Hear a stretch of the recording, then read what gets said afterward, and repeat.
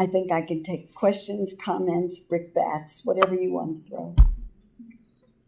Anybody have anything to say? Yes. I was interested in the increase in spending on the continent of Africa we talked about by Coca-Cola. Is most of that probably for sugary soda drinks, or might some of it be for some of the more healthy smoke-free drinks that they are? Sugar-sweetened beverages are 70% of sales in the United States. In other countries where they don't drink diet drinks, it's much greater. And they're by far the more profitable. Now, why they are more profitable is something I really don't understand, but that's what they tell me. So yes, they're pushing other kinds of things. And if you go to Coca-Cola World, which I highly recommend, you pay $16 to get into it, and then you're advertised too for as long as you stay there, and you exit through the gift shop, which is an amazing place.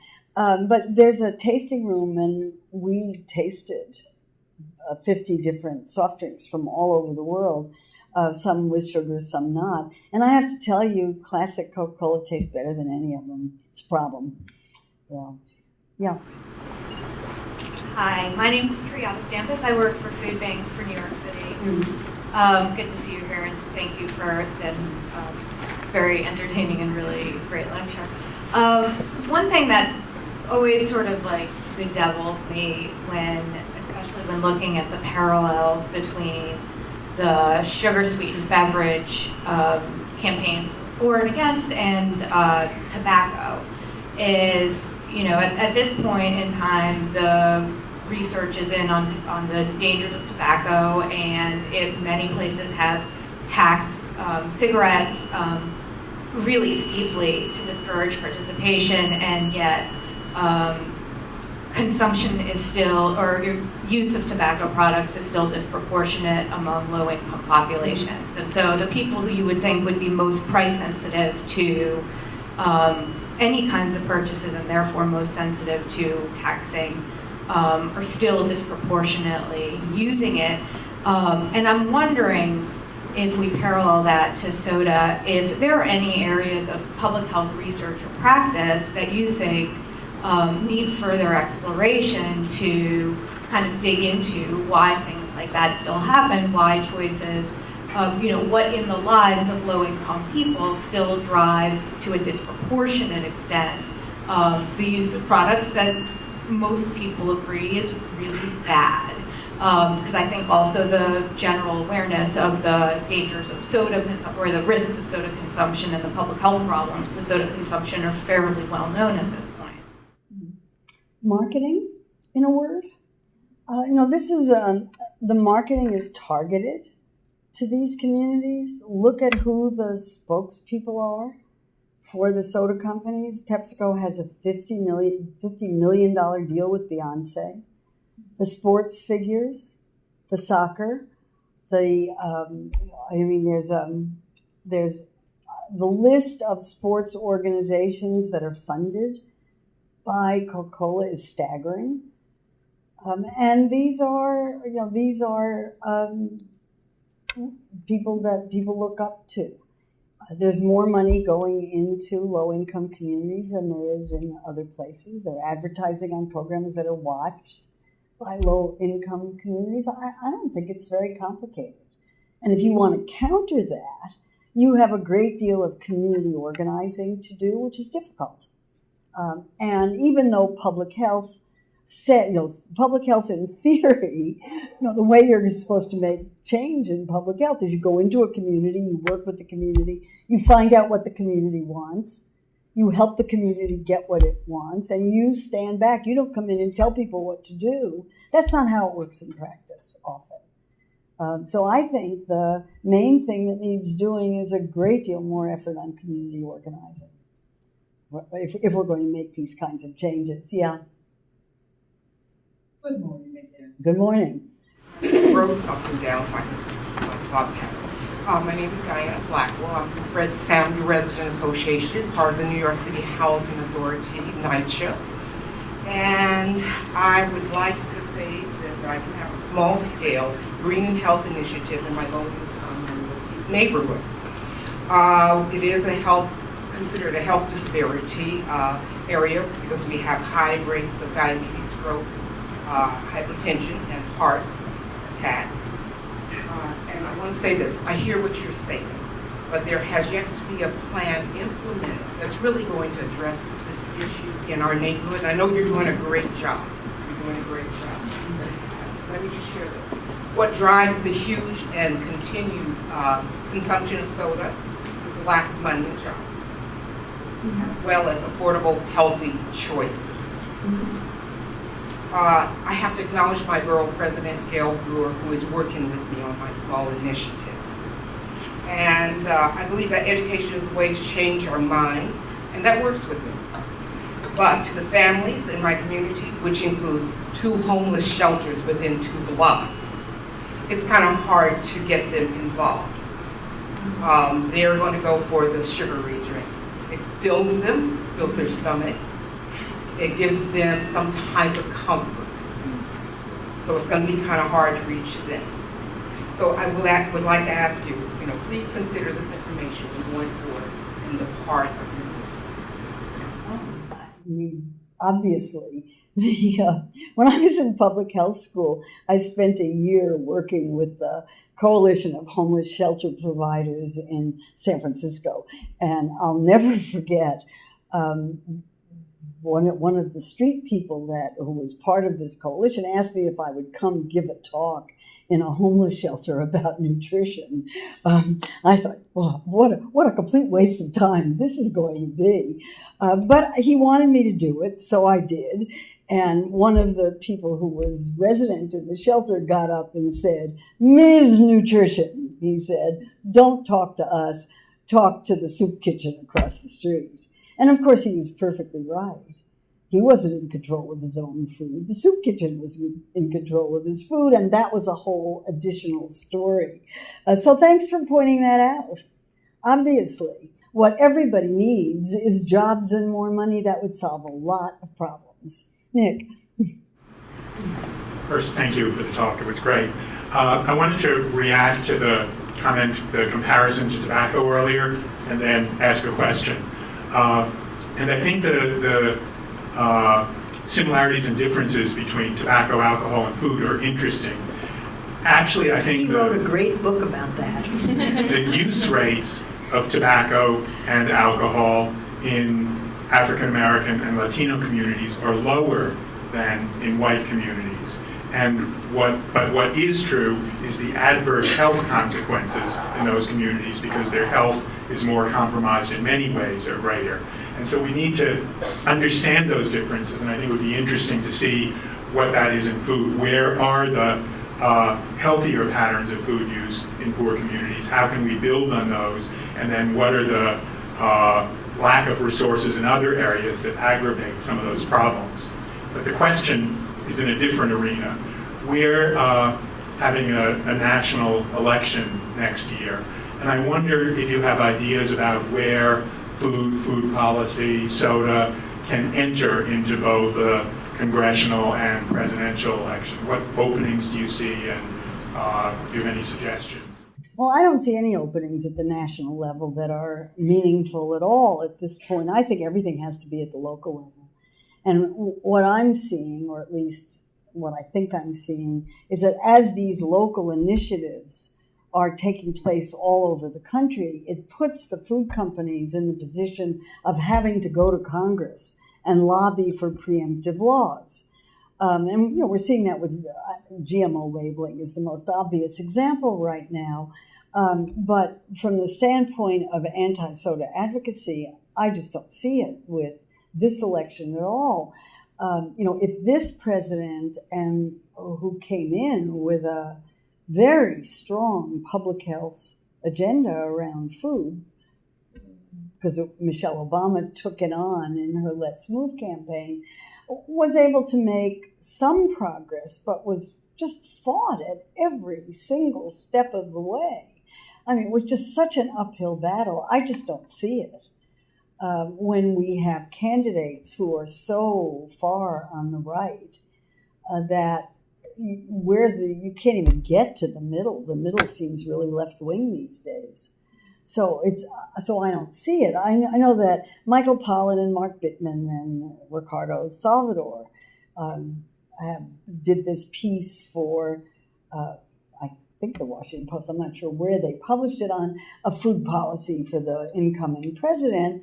And I thought their piece was interesting. I thought it was way too long and not focused enough to really get through. But the one thing I would have emphasized in it was, let's get a food policy czar somewhere in the government who can look at these things and try to bring the disparate elements together, and try to set up a step-by-step approach to bringing agricultural policy in line with health policy, which is where I think this really needs to go.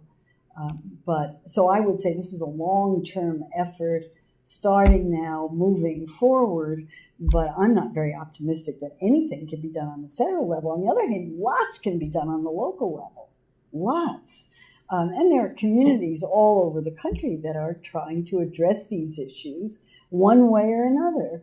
And if more and more and more of them do, that's going to force the federal government to follow suit. In the same way that New York City did trans fat way ahead of anybody else, and did menu labeling way ahead of anybody else.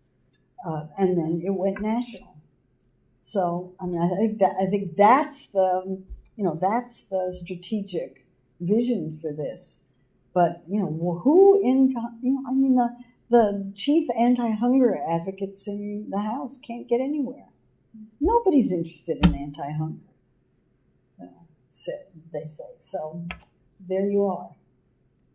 Depressing. He who has the microphone has the floor. My name is Hank Kornfeld. I'm a recent Master of Food Technology graduate. Last Thursday, I defended my thesis. Congratulations. Thank you. The role of artificial sweeteners in obesity. I think you made about 100 good points, but I have some criticisms, I think, to be fair. You mentioned obesity and global salt-free consumption as linked, and I think, to be fair, we have to question whether there is a direct causal relationship there. I didn't say there was. Well, but I think it's important that the implications, which come out very frequently, and I'm not criticizing you necessarily, but I think in general, there has to be some understanding of of what should be a neutrality, and I think very, very often it's not. I also should probably divulge some memberships on Slow Food, Old Ways, and Center for Science. So I'm not leaning one way or the other, but just as a food scientist, trying to look at a very neutral approach to this. As far as criticizing Coke, Pepsi, Dr. Pepper, they're businesses. I think it's unrealistic for us to expect that they're going to do anything but try to drive their business. And I just think that needs to be an understanding to begin with. Whether what they're doing is right or wrong, beneficial or not, they're business. They have to respond to their shareholders. And how do we manipulate that? How do we change that? It's a question. Another thing about co-sponsorship of studies.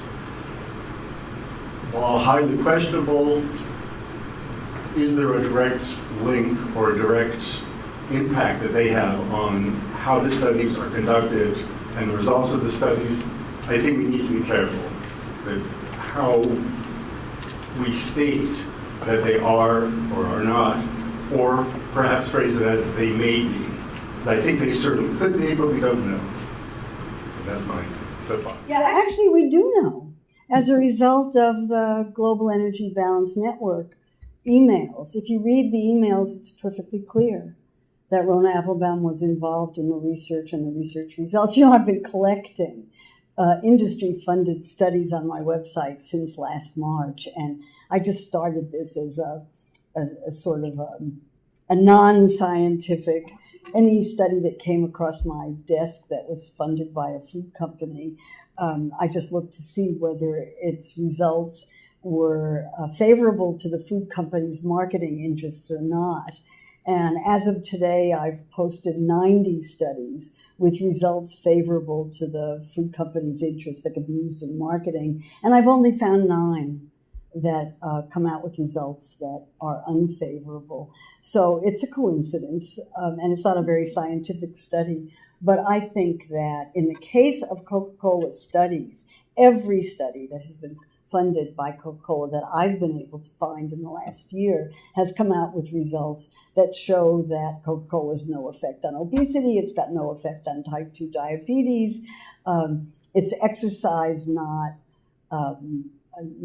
what you're eating that makes a difference in obesity. And then the part that I am most upset about is that there has been a deliberate attack by Coca-Cola funded studies on the National Health and Nutrition Examination Survey, which is the main survey from the Centers for Disease Control and Prevention that looks at diet and health and links soda consumption to obesity, type 2 diabetes, and other correlational, but highly correlated. There has just been a deliberate attempt by Coca-Cola and American Beverage Association funded studies to demonstrate that the methods used in the NHANES survey are so poor that you could just ignore them. And in my conversations with the head of Coca-Cola North America and discussing the kind of research that they're funding, I told them I didn't think he should be funding that kind of research. That was just not good for the company. Of course the company is a business, and that's why they're pushing the small cans that they make lots of money from, and that's why they're spending $29 billion in Africa. That's how the system works. Thank you for that. Yeah. There.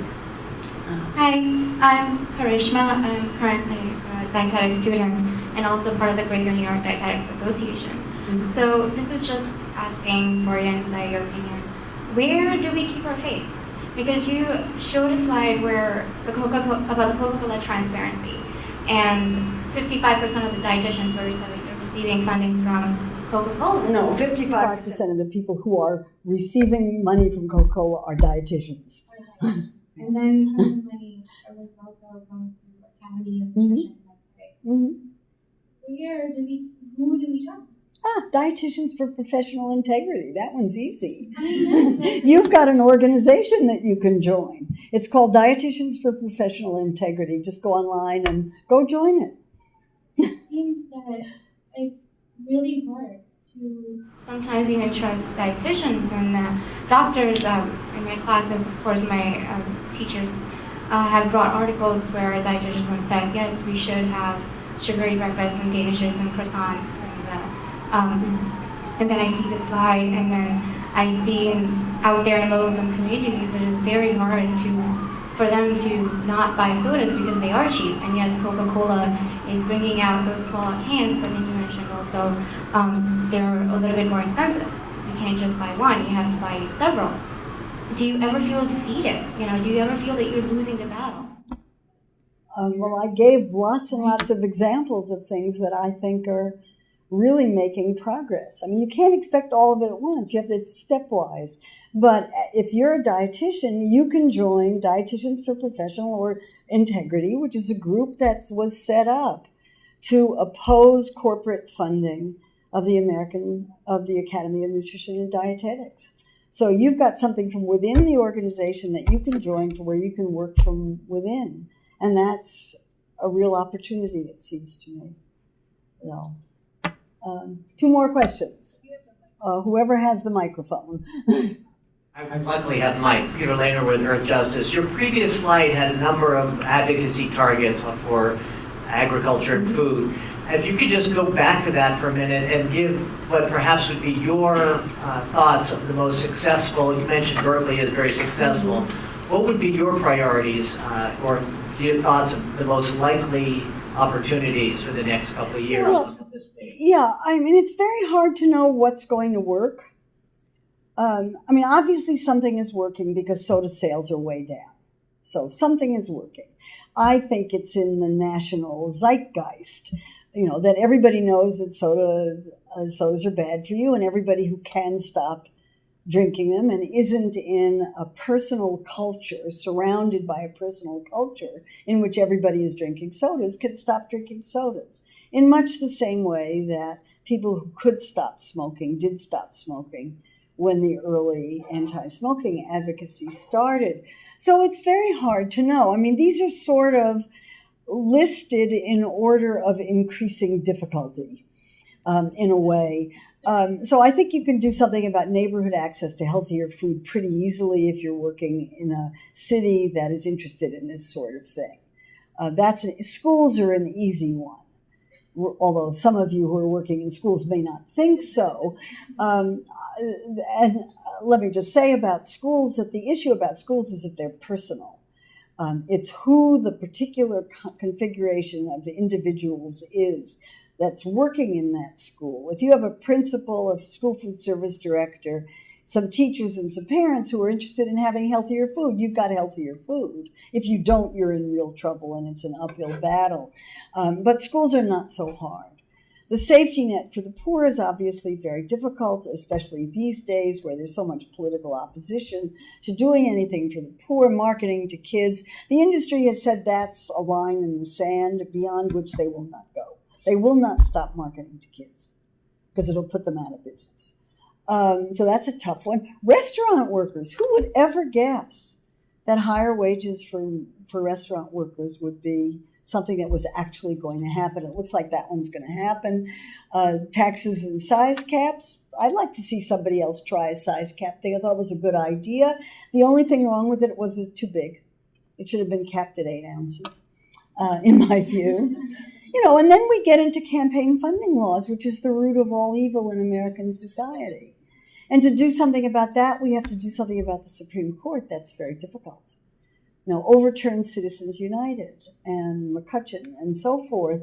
I think a lot of the problem is the way Wall Street evaluates corporations. It used to be, when I was growing up, there was IBM and blue chip stocks. Remember blue chip stocks? You never hear about them anymore. These were stocks that gave long, slow returns on investment. Very long, very slow. That changed in 1981 with the shareholder value movement, where shareholders said they wanted higher immediate returns on investment. And the result of that is that Wall Street requires companies not only to make a profit every 90 days, but to grow their profit every 90 days. That's impossible for food companies because we have roughly 4,000 calories a day per capita, men, women, little tiny babies. And that's twice the food that the population needs on the whole. That's part of the reason why there's so much waste.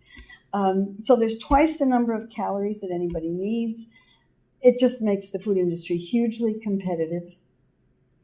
And to require all food companies to grow their profits, or all publicly traded ones, is an unreasonable expectation. It just puts too much pressure on them. And then holding corporates accountable. I mean, that's part of what I think the anti-soda movement is doing, is holding these companies accountable for the effect of their products on public health. And the soda companies have admitted that they know that their products consumed in excess contribute to obesity. Do they cause obesity? No, they contribute to it. How much they contribute depends on everything else everybody else is doing. It's tough, but holding them accountable seems like a good idea. There's also and then all the agriculture ones, but there's also a difference in advocacy that's focused on specific goals and advocacy that's focused on communication. And no matter what you do on any of these things, you're increasing the communication level and bringing more and more people into the fold and getting them involved in these kinds of issues. I think it's a good thing. And it's very hard to know how it will all end up. But I'm watching it. It's fun to watch. And I think one last question, whoever has it. I'm Lou Laviolette. I'm Director of Farmers Markets and on the Governor's Food Policy Council.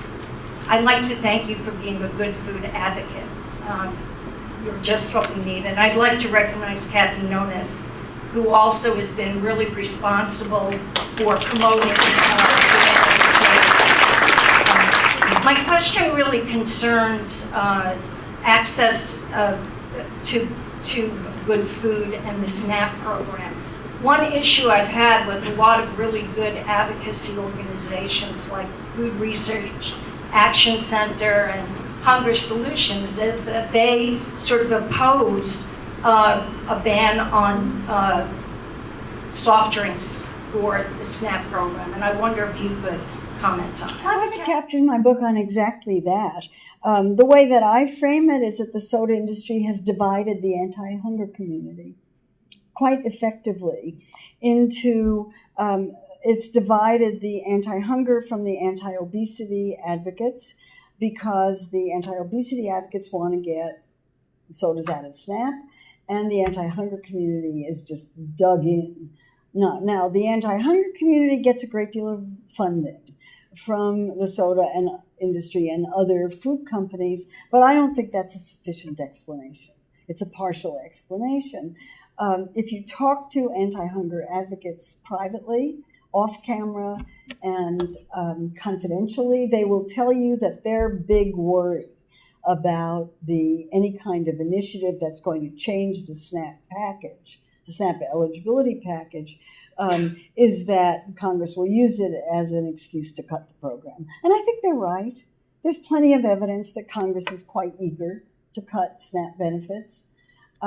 And so it's a very tricky kind of thing. And in talking to people in Congress about could we change the SNAP eligibility package, the other great opposition to that package is the retailers.